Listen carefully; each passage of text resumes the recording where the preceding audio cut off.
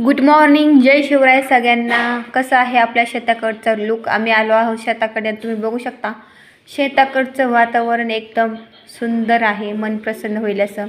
आणि हे काय आपण बघू शकता आपल्या सोयाबीनवर कोणत्या प्रकारचं हे वनस्पती आहे किंवा काय आहे हे ते काही कळना, कोणत्या प्रकारचा वेल आहे हा. पण ह्या वेलामुळं सगळ्या सोयाबीनचं नुकसान झालेलं आहे आपलं. तुम्ही बघू शकता जिकडे तिकडे सगळं तेच पिवळ्या कलरचा वेल आहे तो.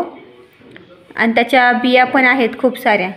सोयाबीनला अक्षरशः कीड लागली आहे त्या वेलामुळे. सगळं सोयाबीनची इतर ठिकाणी सोयाबीन चांगलं आहे, पण जिथे हा वेल आहे ना तिथे सगळीकडे सोयाबीनची पूर्ण वाट लागून गेलेली आहे. तुम्ही बघू शकता अख्ख्या आपल्या वावरातलं सोयाबीन आहे ना त्या सगळ्याच्या हा वेल आलेला आहे. हा वेल काय आहे आणि काय नाही हे काही आम्हाला माहीत नाही आहे, पण ह्या वेलाचं नाव काय आहे तुम्ही कमेंट्समध्ये नक्की सांगा. आणि ह्यावर काय उपाय करायचा ते सुद्धा सांगा.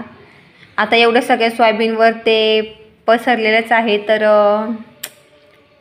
त्याला आता औषधसुद्धा मारता येणार नाही आणि लगेच काही करताही येणार नाही आहे. पण ह्याच्या बिया जर तुम्ही पाहिल्या तर छोट्या छोट्या वेलाला इतक्या बिया आहेत ना ह्याच्या की अगोदर हा हिरव्या कलरचा असतो, नंतर पिवळे होतो, नंतर बघा ह्याच्या बिया तयार झालेल्यानंतर काळ्या कलरच्या बिया यायला बिया आल्यानंतर ह्या बिया जितक्या ह्याच्या बिया पडतील शेतात तेवढे ह्याचे वेल पांगणार आहे अजून. आणि असं थोडं थोडं करता सगळीकडे अख्ख्या वावरात ह्याचे वेल पांगून गेलेले आहे. तुम्ही बघू शकता सोयाबीनची हालत इतकी बेकार झालीत ना, सगळे पाने किडले आहेत सोयाबीनचे. आणि जिथे जिथे हा वेल आहे तिथं सगळं सोयाबीनची उंची एकदम कमी आहे आणि सोयाबीनसुद्धा पिवळा पडलेला आहे आपला. तुम्ही बघा कसं आहे लुक. जिकडे बघावं तिकडं तेच आहे. ह्या वनस्पतीविषयी मी यूट्यूबवर सुद्धा पाहिलं होतं की ह्याचा काहीतरी औषधी म्हणून वापर होतो, पण आता काय होतं ते माहीत नाही आहे. तुम्ही बघा नेक्स्ट व्हिडिओ. कोणत्या प्रकारचं औषध मारायला पाहिजे ते पण सांगा. आता ह्याच्या बिया बघा ना किती आहे ह्याच्या जेवढ्या बिया पडतील तेवढं हे अजून पांगणार, म्हणजे अख्ख्या शेतात उगवणार. काय प्रकारे हा, कुणाला माहिती असेल तर नक्की सांगा. कारण की हे सुरुवातीला आधी एकाच जागेवर वेल होता फक्त असा, नंतर इथून तिथून अख्ख्या सोयाबीनवर हे पांगले सगळीकडं.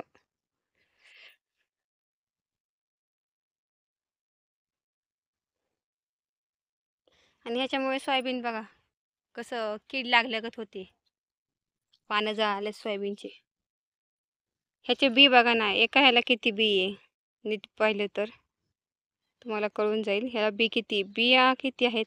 ह्याला बियाच एवढ्या आहेत, तर ह्या सगळ्या बिया पांगल्यानंतर ह्याचे किती वेल होईल. पुढच्या पिकाला सुद्धा नुकसान होईल यामुळं, नाही का. आणि एका जागेवर होतं, एकच वेल होता हा. एका वेलाचं हे एवढं सगळं पांगले, म्हणजे नक्की काय म्हणावं याला. आणि ह्याचं नाव काय आहे ह्या वेलाचं, तुम्ही काय म्हणता याला, याचा काय उपयोग आहे. मी यूट्यूबवर पाहिलं होतं, तर ह्याचं काहीतरी औषधी वनस्पती ही ह्याचं काहीतरी औषध करतात असं पाहिलं होतं. पण जे औषध करतात त्यांना त्याचा उपयोग, आपल्यासारख्याला नुकसानच आहे त्यामुळं. बघू शकता इथं बघा वेलातनी कसं कीड लागल्यागत झाली.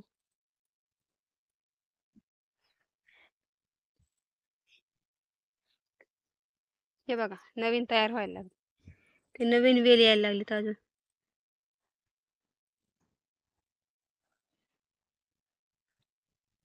ह्याचा परिणाम ह्या पिकांवर होतोय.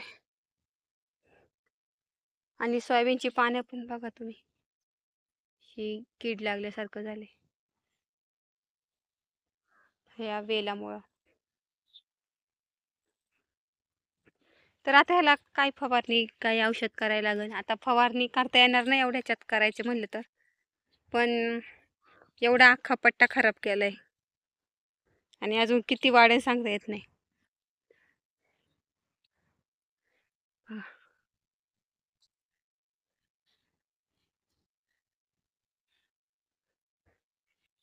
म्हणजे हे अख्खं असं पूर्ण वावर खराब केले सोयाबीनचं. एका बीमुळं हे अख्खं किती पांगले.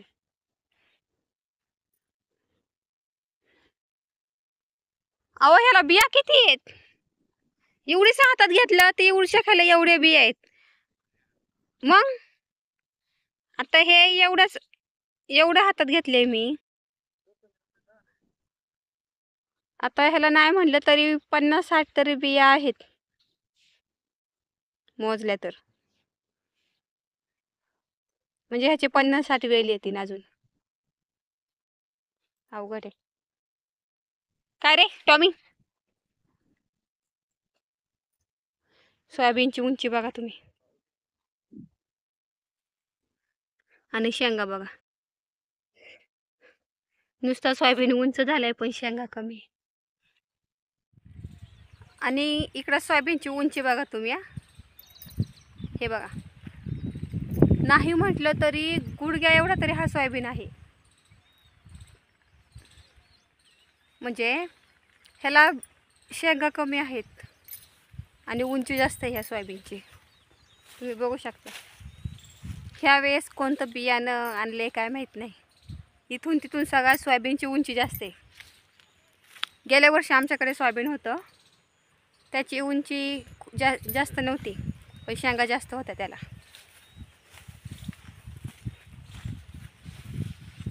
आता हे सोयाबीन तुम्ही बघा माझ्या मागे, ह्याची उंची बघा. आता जरी मी इथं उभी राहिले ह्या सोयाबीन पाशी तरी गुडघ्या एवढे हे सोयाबीन सहज आहे. तुम्ही बघू शकता कसंही बघा. म्हणजे एवढं उंच सोयाबीन असेल तर काढताना काय हालत होईल. आणि त्याला शेंगा किती येते दाखवते तुम्हाला.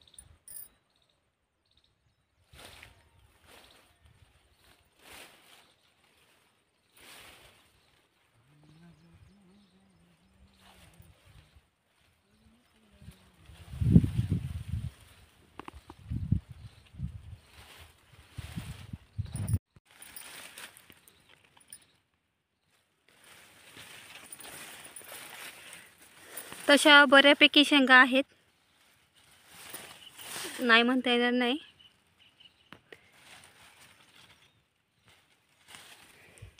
पण जितकं उंच सोयाबीन असेल तितकं उत्पन्न कमी आहे. पण एवढ्या नाही आहे शेंगा जशा पाहिजे तशा.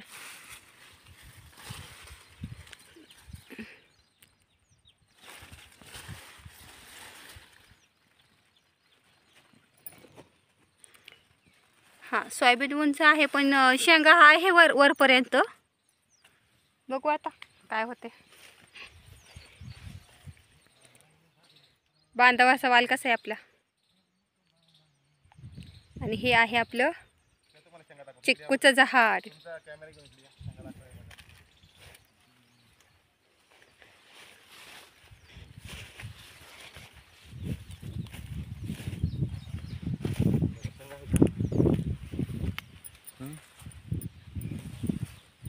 आहे पण पातळले.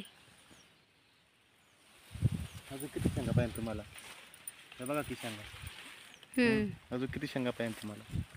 आहेत. घाम निघून शेंगा जसं डाळ बारीक तसं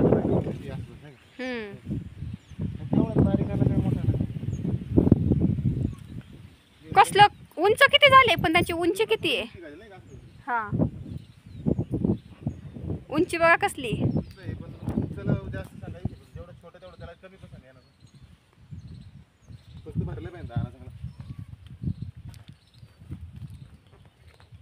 पण जरी सोयाबीन उंच आहे तरी पण त्याला शेंगा वरच्या शेंड्यापर्यंत आहेत.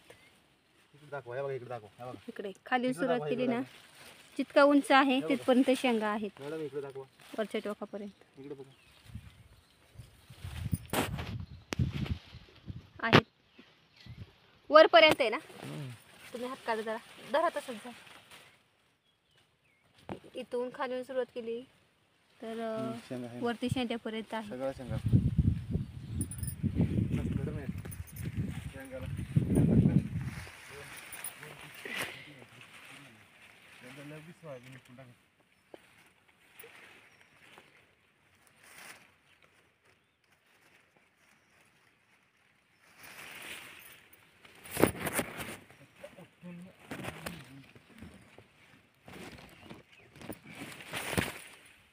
म्हणजे आहेत बऱ्यापैकी पावसाचं वातावरण.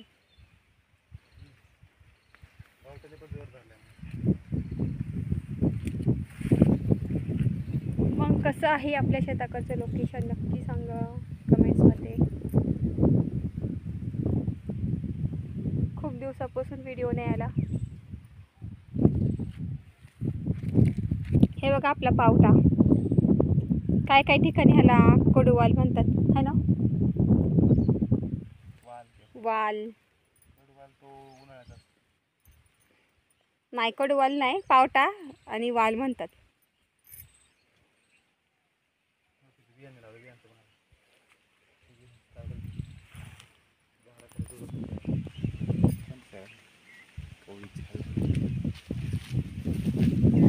तर कसं वाटते आपल्या शेताकडचं वातावरण कमेंट्समध्ये सांगा सगळ्यांनी. कमेंट्स बंद नाही तुला मी.